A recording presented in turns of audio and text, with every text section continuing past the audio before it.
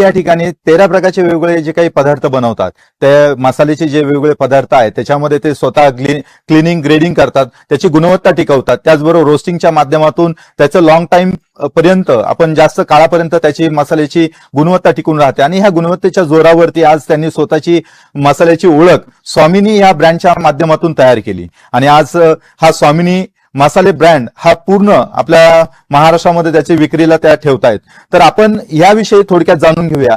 ताई, मला एक सांगा की आपण हे जे काही मसाले आपण बनवतो, मग त्याची विक्री आपण कशा पद्धतीने करतो? प्रथमतः तर आमचं प्रोडक्शन छोट्या स्वरूपात आम्ही चालू केलं, तर आम्ही लोकल मार्केटलाच विक्री करायचो. त्यानंतर लोकल मार्केटला विक्री करत असताना आम्ही अनेक एक्झिबिशन केले. कृषी विज्ञान केंद्र नारायणगाव असेल, तिथलं एक्झिबिशन असतं जे ग्लोबल कृषी प्रदर्शन, त्याच्यामध्ये आम्ही स्टॉल लावले. उमेदचे काही स्टॉल लावले. असे विविध प्रकारचे आम्हाला विविध ठिकाणी स्टॉलची संधी मिळाली.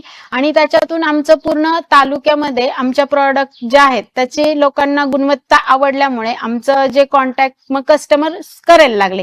आणि मग आमचं प्रोडक्शन आम्ही वाढवलं. आणि मग त्याच्यानंतर आम्ही युट्यूब असेल, फेसबुक असेल, इंस्टाग्राम्स असेल, आम्ही सोशल मीडियाचा आधार घेतला. मग त्यामध्ये आम्ही जी रेसिपी बनवायचो त्याचा व्हिडिओ अपलोड करायचो, आमचं पॅकेजिंगचा व्हिडिओ अपलोड करायचो. आणि मग सोशल मीडियाचा आम्हाला खूप मोठ्या प्रमाणात फायदा झाला.